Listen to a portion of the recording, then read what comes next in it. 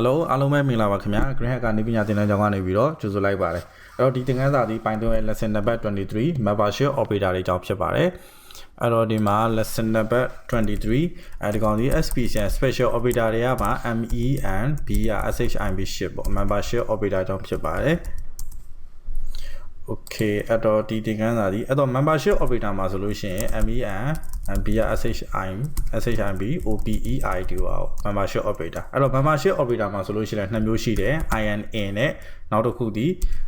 not in ပေါ့အထဲမှာပါသလားမပါဘူးလားအဲ့တော့ membership operator ဘာအတွက်သုံးလဲဆိုတော့ကျွန်တော်တို့ဒီ member တွေကိုစစ်ချင်တဲ့အချိန်မျိုးမှာဆိုလို့ရှိရင်အသုံးဝင်တယ်အဲ့တော့ member ဆိုတဲ့ကွာကျွန်တော်တို့အများပေါ့အများနဲ့ပတ်သက်တဲ့ကောင်တွေစစ်ချင်တဲ့အခါမျိုးတွေဥပမာ Python မှာဆိုလို့ရှိရင်အများနဲ့ပတ်သက်တဲ့ကောင်တွေရှယ်အဲ့ဘယ်လိုကောင်လဲမျိုးဆိုတော့ list တွေ tuple ပြန် tuple တွေပြီးလို့ရှိရင် dictionary တွေပြီးလို့ရှိရင် sub တွေပေါ့ဒီလိုကောင်မျိုးတွေထဲမှာရှိတဲ့ data တွေပေါ့တစ်ခုနဲ့တစ်ခုတူသလားပေါ့ဥပမာထားပါကျွန်တော်တို့list နှစ်ခုတည်ဆောက်လိုက်မယ်ဥပမာထားပါ list list 1နဲ့ပြီးလို့ရှိရင် list list 2ပေါ့ဒီနှစ်ခုထဲမှာရှိတဲ့ member တွေကတစ်ခုနဲ့တစ်ခုတူသလားဆိုတော့စစ်ချင်တဲ့အခါမျိုးမှာဆိုလို့ရှိရင်ဒီ membership operator ဖြစ်တဲ့ in နဲ့ not in ဆိုတဲ့ကောင်ကိုအသုံးပြုပါတယ်ဟုတ်ပြီနော်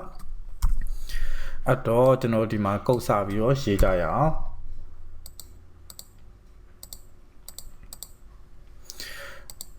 အဲ့တော့ကျွန်တော်တို့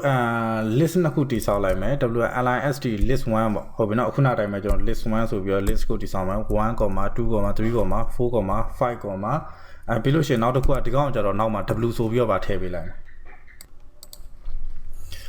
အဲ့တော့ဒီမှာဆိုလို့ရှိရင် list 2ပေါ့ list 2 equal to ဒီမှာကျတော့ကျွန်တော်သူ့ကို1, 2, 3, 4, 5ပေါ့ဒီလိုမျိုးရေးလိုက်မယ်ဟုတ်ပြီနော် Okay အဲ့တော့ဒီမှာကျွန်တော်တို့ print ဆိုပြီးတော့ဒီမှာကျွန်တော်တို့1 in ဒီမှာဘာလာမလဲဆိုတော့ list list 1ပေါ့ list 1ဆိုပြီးရေးလိုက်မယ်အဲ့တော့1ဒီ list 1ထဲမှာရှိသလားဆိုတဲ့ကောင်လေးစစ်လိုက်တာဟုတ်ပြီနော်အဲ့တော့ control s နှိပ်မယ်ကျွန်တော်တို့ program run ကြည့်အောင်အဲ့တော့ py-python ဒီကောင်က23ဖြစ်တဲ့အတွက်23လို့ရေးလိုက်ပြီးတော့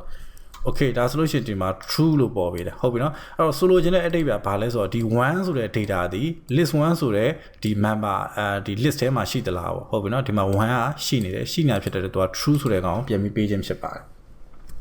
ဟုတ်ပြီနော်အဲ့တော့ဒီမှာကျွန်တော်နောက်ထပ်ပုံစံထပ်ရ if ပေါ့ if ကျွန်တော်နောက်ထပ်တစ်ခုကနောက်တစ်ခုနဲ့ w ပေါ့ w in string string မို့ဒီကောင်ဒီlist list 1ပေါ့ list 1ထဲမှာရှိသလားပေါ့ဟုတ်ပြီနော်တကယ်လို့ list 1ထဲမှာရှိရဆိုလို့ရှိရင်ဒီမှာ print ဆိုပြီးတော့ဒီမှာဘာလာမလဲဆိုတော့w is in list list 1ထဲမှာရှိတယ်ဆိုတဲ့စာကြောင်းလေးတစ်ကြောင်းဖော်ပေးလိုက်မယ်ဟုတ်ပြီနော်ဟုတ်ပြီဒါကြတော့ဟို in ကိုစစ်တာဟုတ်ပြီ not in ဆိုတဲ့ကောင်လေးပါကျွန်တော်ရေးကြည့်ကြအဲ့တော့ဒီမှာကျွန်တော် print ပေါ့ print လို့တစ်ကြောင်းထပ်ပြီးရေးလိုက်မယ်ဒီမှာကျတော့ to not in ဒီမှာဘာလာမလဲဆိုတော့ string 2ပေါ့string 2 sorry string တွေပဲမှားတယ်list 2ပေါ့ဟုတ်ပြီနော် Okay ကျွန်တော် control s နှိပ်မယ်ကျွန်တော် program တွေပြန်ပြီးစဉ်းစားကြည့်အောင်ဒီအပေါ်ကောင်ဒီ true ပဲထွက်မယ်ကောင်ဒီကောင်ဒီ w ကin list 1ထဲမှာ w ရှိသလားအဲ့တော့သွားကြည့်မယ်ဆိုလို့ရှိရင် list 1ထဲမှာဒီအပေါ် list 1ထဲမှာ w ရှိတယ် w ရှိတဲ့အတွက်ဒီကောင်ဒီလေသူကတော့ဒီစာw is list 1ဆိုတဲ့ကောင်ပေါ့အဲ့တော့ဒီမှာနောက်တစ်ခုကတော့ to not in list 1နဲ့ဟုတ်ပြီနော် list 1ထဲမှာ2မရှိဘူးလေဒါဆိုလို့ရှိရင်မှားနေတယ်ဘာကြောင့်လဲဆိုတော့ဒီမှာဒီထဲမှာ2ရှိတယ်list 1ထဲမှာ2ရှိနေတယ်ဟုတ်ပြီနော် not in မရှိဘူးတဲ့ not in list 1ထဲမှာ2မရှိလို့သူကပြောထားတယ်ဟုတ်ပြီနော်အဲ့တော့ control s နှိပ်မယ်ကျွန်တော် program လေး run ကြည့်အောင်Okay ပထမတစ်ခါဒီtrue ဖြစ်တယ်ဒုတိယတစ်ခါဒီ w is list 1ဆိုတာဒုတိယတစ်ခါဒီ false ဖြစ်တယ်ဘာကြောင့်လဲဆိုတော့2ဆိုတဲ့ကောင်ဒီ2ထဲမှာဒီ list 1ထဲမှာရှိနေတယ်ဟုတ်ပြီနော်ဒီကောင်ကိုကျွန်တော်တို့ဒီမှာလာပြီးတော့list 2လို့ပြောင်းလိုက်မယ် list 2လို့ပြောင်းပြီးတော့ list 2နောက်မှာဒီကောင်ဒီကျွန်တော်ဒီမှာ zip လို့ရေးလိုက်မယ်အဲ့တော့ control s နှိပ်မယ်ကျွန်တော် program run ကြည့်အောင်အဲ့တော့ဒီမှာမ run ခင်မှာတစ်ချက်စဉ်းစားကြည့်မယ် not in list 2တဲ့ list 2ထဲမှာ zip မရှိဘူးအဲ့တော့ list 2ထဲသွားကြည့်အောင်1 2 3 4 5ပဲရှိတယ် zip မရှိဘူးဒါဆိုလို့ရှိရင်ဒီဆိုလိုရင်းမှန်တယ်မှန်တာဖြစ်တဲ့အတွက် true w is in list 1ဆိုရပေါ်မယ်ပြီးလို့ရှိရင်ဒီညမှာလည်း true ပဲပေါ်လာလိမ့်မယ်ဟုတ်ပြီနော်အဲ့တော့ကျွန်တော် program run ကြည့်အောင်ဟုတ်ပြီဒီမှာ true ပဲပေါ်တယ်ဒုတိယတစ်ခါဒီမှာလည်း true ပဲပေါ်ပြီဟုတ်ပြီနော် ဟုတ်ပြီအဲ့တော့ဒီ program နဲ့အလားတူတဲ့ program လေးကျွန်တော်နည်းနည်းထပ်ပြီးတော့ရေးကြည့်ကြအောင်ဒီကောင်းလေးကိုပိတ်လိုက်မယ်ပိတ်ပြီးတော့ကျွန်တော်ဒီမှာ program လေးနည်းနည်းထပ်ပြီးတော့ရေးကြည့်ကြအောင်အဲ့တော့ရေးမယ်ဆိုတော့ h equal to ကျွန်တော်24လို့ရေးထားလိုက်မယ်ပြီးလို့ရှိရင် y equal to 20ပေါ့အဲ့တော့ဟုတ်ပြီနောက်တစ်ခုကျွန်တော်တို့ list ဆိုတဲ့ကောင်တစ်ခုတည်ဆောက်လိုက်မယ်ဒီကောင်ကိုကျွန်တော်နာမည်ဘယ်လိုပေးမလဲ my list ပေါ့ my list ဆိုပြီးနာမည်ပေးလိုက်မယ်အဲ့တော့ my list ထဲမှာကျွန်တော်ဒီ10 20ပြီးလို့ရှိရင်30 40 50စတဲ့ဒီ data လေးတွေထည့်ထားလိုက်မယ်အဲ့ data လေးကိုကျွန်တော်စပြီးစစ်ကြည့်အောင်အဲ့တော့ if ပေါ့တကယ်လို့ h not in ဒီမှာmy list ပေါ့ my list ထဲမှာ8ကိုရှိသလားဆိုပြီးကျွန်တော်ကြည့်လိုက်မယ်မရှိဘူးဆိုတော့ဒီလိုမျိုးရေးလိုက်ရတယ်မရေးချင်ဆိုလို့ရှိရင်h not in my list ပေါ့ my list ထဲမှာ8ရှိသလားပေါ့အဲ့တော့ရှိတယ်တကယ်လို့ရှိတယ် not in list ဒီမှာဆိုလို့ရှိရင်ကျွန်တော်ဒီမှာဖော်ပြပေးမယ်ဒီမှာပါလာမယ်ဆိုတော့ h not in present present given given tower not in given given my list ပေါ့ my list ထဲမှာ h မရှိဘူးပေါ့အဲ့လိုမှမဟုတ်ဆိုလို့ရှိရင်တော့ကျွန်တော်ဒီမှာ ensc s ဆိုပြီးတော့ရေးလိုက်မယ်ဘာရေးလိုက်မလဲဆိုတော့ print print နဲ့လာမယ်h is present present in given given my list လေ my list ထဲမှာရှိတယ်ပေါ့ဒီလိုမျိုးပုံစံမျိုးရေးလိုက်မယ်အဲ့တော့နောက်တစ်ခုကကျွန်တော် y အတွက်လည်းနည်းနည်းရေးကြည့်အောင်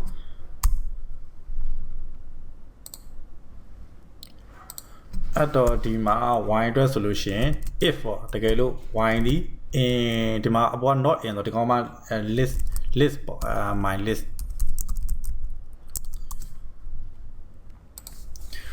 အဲ့တော့ y ဒီ my list ထဲမှာရှိသလားပေါ့ရှိတယ်ဆိုလို့ရှိရင်ကျွန်တော်ဒီမှာ print print ပေါ့ print ဆိုပြီးတော့ y is in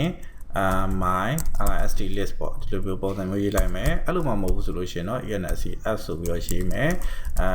print ဆိုပြီးတော့ y is not in my list ပေါ့ my list ထဲမှာမရှိဘူးအဲ့တော့ control s နှိပ်မယ်ကျွန်တော် program လေး run ကြည့်မယ်အဲ့တော့ run gameမှာကျွန်တော်နည်းနည်းစဉ်းစားကြည့်အောင် h တန်ဖိုးက24 y equal to 20အဲ့တော့ဒီမှာကျွန်တော် h my list ဒီ10 20 30 40 50ဆိုပြီး data ထည့်ထားတယ်အဲ့တော့ဒီမှာကျွန်တော်စဉ်းစားကြအောင် h တန်ဖိုး24ဒီ not in my list တဲ့ my list ထဲမှာမရှိဘူးတဲ့ဟုတ်ပြီနော်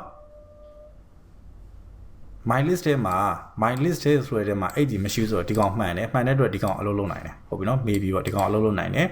ဒီကောင်ကတော့ s ကတော့အလုပ်လုပ်မှာမဟုတ်တော့အဲ့တော့နောက်တစ်ခု y ကိုလာကြည့်ကြအောင် if y ဒီ in my list y ဒီ my list ထဲမှာရှိလား y တန်ဖိုးဒီ20ဖြစ်တယ် my list ထဲမှာရှိသလားဆိုရှိတယ်ဟုတ်တယ်နော်အဲ့လိုရှိတာဖြစ်တဲ့အတွက်ရှိတယ်ဆိုတော့ဒီကောင်လည်းထွက်လာနိုင်တယ်အဲ့တော့ဒီကောင်လေးရှေ့မှာကျွန်တော်ထွက်မယ်ထင်တဲ့ကောင်လေးဒီရှေ့မှာ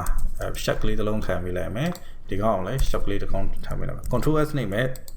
ကျွန်တော် program ပြန်ပြီး run ကြည့်အောင်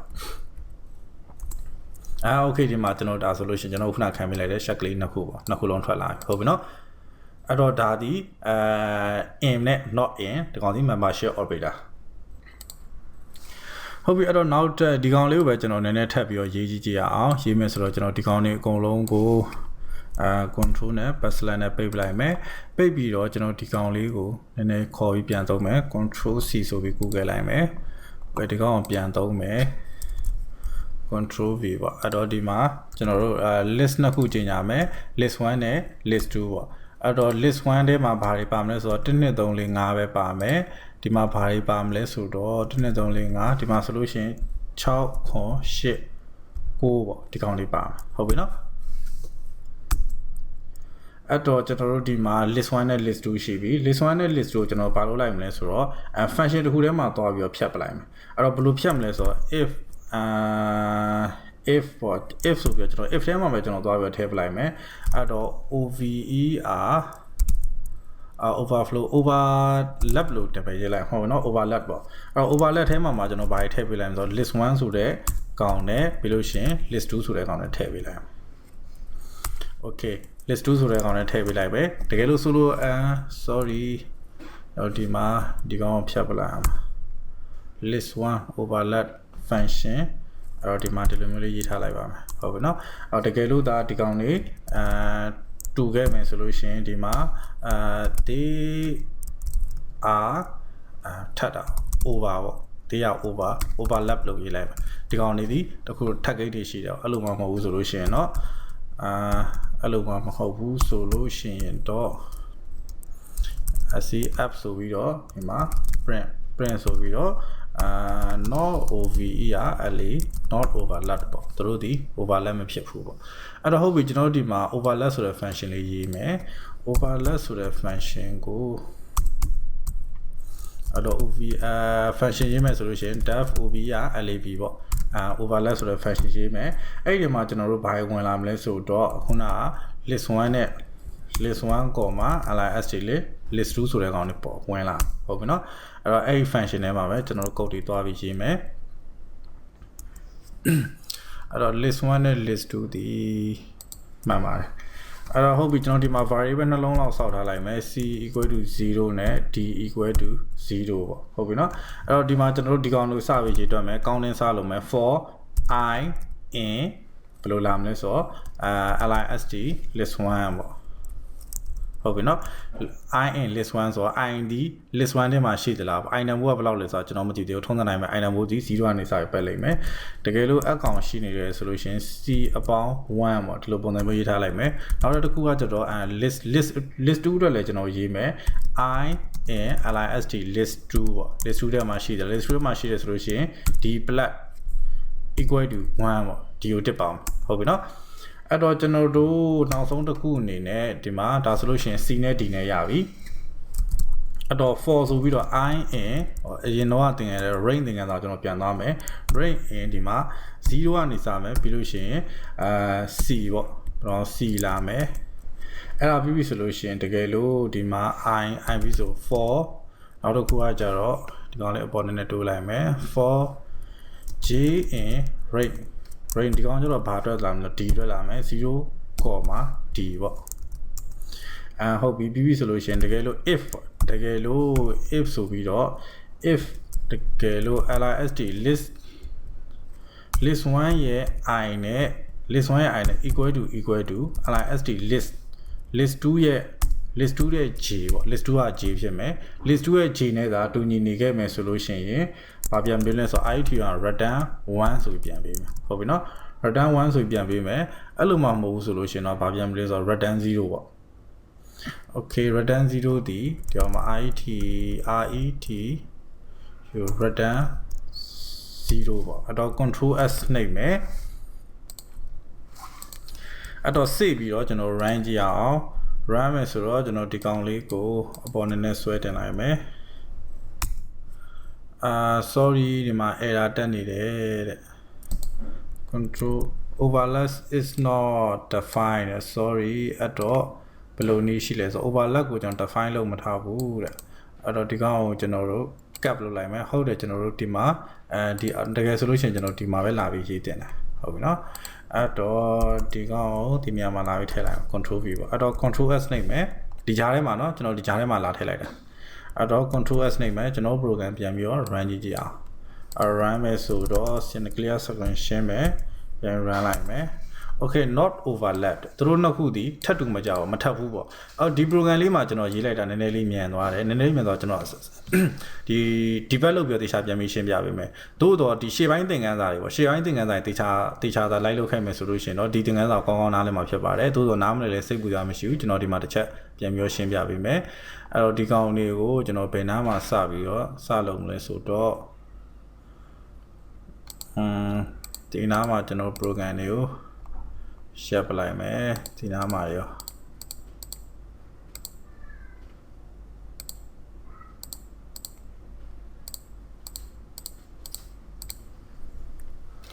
okay အဲ့တော့ဒီမှာကျွန်တော်ဒီဘက်မှာ start debugging လုပ်လိုက်မယ် Python file ဝင်ရွေးထားပေးမယ်ဟုတ်ပြီနော်အဲ့တော့ဒီမှာကျွန်တော်တို့ overlap ဆိုတဲ့ကောင်ချက်ချင်းလာခေါ်ပြီဟုတ်ပြီနော် overlap ဆိုရလာခေါ်ပြီ list 1နဲ့ဒီမှာဒီ list 1ထဲမှာဆိုလို့ရှိရင်1 2 3 4 5ရှိမယ် list 2ထဲမှာဘာရှိမလဲဆိုတော့6.89ရှိမယ်ဟုတ်ပြီနော်အဲ့တော့ program set run ကြည့်အောင် okay overlap ရောက်လာပြီဒီမှာ overlap ကိုလာခေါ်ပြီး0ဟုတ်ပြီနော်ကျွန်တော်ဒီမှာလည်းတစ်ချက်ကြည့်မယ်ဒီနေရာမှာကျွန်တော်တို့ i ပေါ့ i အောင်လာပြီးတော့ ထောက်ထားလိုက်မယ်အဲ့တော့ item ကိုလာကြည့်မယ် day ဟုတ်ပြီ id1 ပြီးလို့ရှိရင် item ကိုကြည့်ရှင်မှာကျွန်တော် cdam ကိုလည်းတစ်ချက်ကြည့်ထား okay cd လဲ1မယ်ဟုတ်ပြီနော် c ကိုတစ်လာပေါင်းမယ်နောက်တစ်ချိန်လာမယ်ပြီးလို့ရှိရင် id2 c ကိုလည်းတစ်ထပ်လိုက်တစ်ချိန်တိုင်းမှာဒီထဲမှာရှိတဲ့ list ထဲမှာရှိတဲ့အရေးအတွက်တိုင်း looping ပတ်မယ် looping ပတ်တိုင်းမှာကျွန်တော် cdam ကိုလည်းလာပြီးတော့တက်ပေါင်းမှာဟုတ်ပြီနော်တကယ်တော့သူကဘာလဲဆိုတော့ဒီ list ထဲမှာရှိတဲ့ကဏ္ဍဘယ်နှလုံးရှိသလဲဆိုတော့ကြည့်ချင်တာဟုတ်ပြီနော်အဲ့ list ထဲမှာကျွန်တော်ဘယ်နှလုံးရှိလဲတွားကြည့်အောင် list 1ထဲမှာတစ်လုံးနှလုံးသုံးလုံးလေးလုံးငါးလုံးရှိတယ်အဲ့ဒီကောင်ပြီးပြီဆိုလို့ရှိရင်ကျွန်တော် cd 5ဖြစ်နေလိမ့်မယ်အဲ့တော့ program ကျွန်တော်ဆက်ပြီး run ကြည့်အောင်ဟုတ်ပြီเนาะဒီမှာ C ထဲမှာ5ဖြစ်သွားပြီဒါဆိုလို့ရှိရင်အောက်ကိုထပ်ပြီးခုံလာပြီဒီမှာဆိုလို့ရှိရင်ကျွန်တော် D ကိုလည်းလာပြီးထောက်ပြီးကြည့်ထားဖို့လုပ်မယ်D ဒီလည်းအဲ့လိုမျိုးပဲ list 2ထဲမှာနံပါတ်ဘယ်နှလုံးရှိတယ်လဲဆိုတော့ကြည့်ချင်တဲ့အတွက်သူက list 2ကိုလာပြီးတော့list 2ကိုလာပြီးတော့ဒီမှာကျွန်တော် looping ပတ်ပေးခြင်းဖြစ်တယ်တစ်ချိန်ပတ်တိုင်းမှာဒီထဲကိုတက်ပါအောင်ဟုတ်ပြီเนาะအဲ့တော့တစ်ချိန်ဘာကြောင့်ပတ်နိုင်လဲဆိုတော့ဒီ list ထဲမှာ data ရှိနေတယ်သူကပတ်နေမှာပဲအဲ့တော့ program run ကြည့်မယ်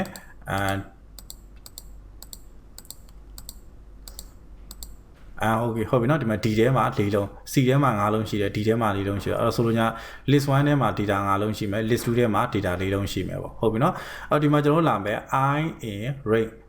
ဒီမှာ0ပြီးလို့ရှိရင် C ပေါ့ဒီမှာ5ခုရှိမှတေးကြတယ်ဒီကောင်က0ကနေ5ပေါ့0 1 2 3 4ပေါ့အဲ့လောက်ထိသူကပတ်ပေးလိမ့်မယ်ဒီ range သင်ခန်းစာကိုကျွန်တော်ဟိုရှေ့ပိုင်းမှာတေချာတင်ပေးဒီလေးကြတင်ပေးခဲ့ပြီးသားဖြစ်ပါတယ်အဲ့ဒီမှာလည်းကျွန်တော်ဆက်ပြီးလုပ်ကြည့်အောင်အဲ့တော့ဒီမှာကျွန်တော်ဒီနေရာလို့တစ်ချက်ကြည့်မယ် list ရဲ့ i နေရာကောင်ဟုတ်ပြီနော် i နေရာကောင်0ပြီးလို့ရှိရင် list 2နဲ့ j နေရာကောင်လည်း0ဟုတ်ပြီနော် i ဒီလည်း0 j ဒီလည်း0ဒီကောင်လေးအကုန်လုံး0တွေကြီးပဲ i ဒီလည်း0 j ဒီလည်း0အဲ့တော့ဆိုလိုချင်တာက list ရဲ့ i နေရာမှာရှိတဲ့0နေရာမှာရှိတဲ့ကောင်နဲ့ list 2ရဲ့0နေရာမှာရှိတဲ့ကောင်နဲ့တူသလားပေါ့အဲ့တော့ကျွန်တော်တစ်ချက်သွားကြည့်အောင်0 list 1ရဲ့0နေရာမှာရှိတဲ့ကောင်ဒီ1 list 2ရဲ့0နေရာမှာရှိတဲ့ကောင်ဒီ6ဖြစ်နေတယ်အဲ့တော့သူတို့နှစ်ခုမတူဘူးဖြစ်တဲ့အတွက်သူကဒီအကောင်ဒီ return 1ဆိုတာအလုပ်လုပ်မှာမဟုတ်ဘဲနဲ့ program အပေါ်ပြန်ပြီးတက်သွားလိမ့်မယ်အပေါ်ပြန်တက်သွားပြီ okay နောက်တစ်ချိန်လာထပ်ဆင်မယ်အဲ့တော့ဒီမှာဒီကောင်လေး00ပဲရှိဒီကောင်ဒီ1ဖြစ်သွားပြီဟုတ်ပြီနော်ဒီတစ်ချိန်မှာဒီကောင်ဒီ1ဖြစ်သွားပြီအဲ့တော့ဒီကောင်က0ဒီကောင်1နဲ့ဒီကောင်လိုက်ဆက်မှာအဲ့တော့ဆိုလိုချင်တာကဒီကောင်ကတော့ list ကတော့ဒီကောင်တော့ပြောင်းလဲမတော့ list 1ဒီ0ပဲသို့တော့ list 2ဒီဘာဖြစ်မလဲဆိုတော့1ဖြစ်သွားမှာ7 1နဲ့7နဲ့တူသလားမတူဆိုလို့ရှိရင်သူက1မပြန်ပြန်အပေါ်ပဲပြန်တက်သွားမယ်ဒိန်းဒါဆိုအပေါ်ပြန်တက်သွားပြီဟုတ်ပြီနောက်တစ်ချိန်ပြန်လာမယ်ဒီကောင်ဒီ0ပဲဒီကောင်ဒီ2ဖြစ်သွားပြီအဲ့တော့0နေရာကောင်နဲ့ဒါ0နေရာ list 2ရဲ့0 2နေရာကောင်နဲ့0 1 2ပေါ့1နဲ့8နဲ့တူသလားမတူဆိုလို့ရှိရင်သူအပေါ်ပြန်ပြီးတက်သွားမယ်ဟုတ်ပြီနော်အဲ့လိုမျိုးကျွန်တော် program ထပ်ကအချိန်ချင်းအလုပ်လုပ်သွားမှာဖြစ်ပါတယ်ဟုတ်ပြီဒီတစ်ခေါက်ကျတော့သူကဘယ်နေရာကောင်နဲ့စစ်မှာလဲဆိုတော့1ရဲ့ဟုတ်ပြီနော်အဲ့တော့1ရဲ့ဒီ list 1ရဲ့1နေရာကောင်နဲ့ဒီ list 1ရဲ့1နေရာကောင်နဲ့1နေရာကောင်ဆိုနံပါတ်2ပေါ့1နေရာကောင်နဲ့ဒီ list 2ထဲမှာရှိတဲ့6 8 9နဲ့သူကအကုန်လုံးကိုတိုက်ပြီးပတ်ပြီးစစ်ချင်တာအဲ့လိုစစ်ချင်တာဖြစ်တဲ့အတွက်သူကဒီလိုမျိုး loop ပြီးနှစ်ထပ်ခံပြီးရေးလိုက်တယ်ပြီးလို့ရှိရင်သူတို့ထဲမှာရှိတဲ့ number တွေကိုသိချင်တဲ့အတွက်နံပါတ်အရေးအတွက်ဘယ်နှလုံးရှိတယ်လဲဆိုတော့သိချင်တဲ့အတွက်ဒီ looping နှစ်ခုပတ်ပေးထားတယ်ဒီအောက်က for loop နှစ်ခုဒီကျွန်တော်တို့ဒီ list 1ထဲမှာရှိတဲ့ဥပမာ1ဆိုလို့ရှိရင်လည်း6 8 9နဲ့တူသလားပေါ့2ဆိုလို့ရှိရင်လည်း6 8 9နဲ့တူသလား3ဆိုလည်း6 8 9နဲ့တူသလား4ဆိုရင်လည်း6 8 9နဲ့တူသလား5ဆိုလို့ရှိရင်လည်း6 8 9နဲ့တူသလားပေါ့အဲ့လိုမျိုး type ပြီးစစ်ချင်တဲ့အတွက်ဒီလိုမျိုး looping ကိုနှစ်ထပ်ထပ်ပြီးတော့ရေးလိုက်ခြင်းဖြစ်ပါတယ်ဒီ range နဲ့ပတ်သက်တဲ့သင်ခန်းစာကိုကျွန်တော်ရှေ့ပိုင်းသင်ခန်းစာတွေမှာလုံးဝဒီလေးကြသင်ပေးခဲ့ပြီးသားဖြစ်ပါတယ်အဲ့တော့ဒီမှာကျွန်တော်တို့နည်းနည်း run ပြီးဆိုလို့ရှိရင်နည်းနည်းတော့ကြာလိမ့်မယ်ဟုတ်ပြီနော်အဲ့မို့သူတို့ဒီလုံးဝမတူတဲ့အတွက်ကျွန်တော်နောက်ဆုံးပိတ်မှာဒီ not overlap ဆိုတဲ့စာသားကိုပြန်ပြီး print ထုတ်ပေးခြင်းဖြစ်ပါတယ်ဟုတ်ပြီနော်အော်ဒီသင်ခန်းစာလည်းဒီလောက်ပါပဲဒီသင်ခန်းစာနဲ့ပတ်သက်ပြီးတော့နားမလည်ဘူးဆိုလို့ရှိရင်ပထမအဆုံးအနေနဲ့တော့ကျွန်တော်ရှေ့ပိုင်းသင်ခန်းစာကိုတခြားပြန်ပြီးကြည့်ပေးမယ်အဲ့လိုမှမရဘူးဆိုလို့ရှိရင်တော့ကျွန်တော်ဒီသင်ခန်းစာဗီဒီယိုရဲ့ comment မှာလာပြီးတော့မေးမြန်းနိုင်ပါတယ်အားလုံးကိုကျေးဇူးအများကြီးတင်ပါတယ်ခင်ဗျာ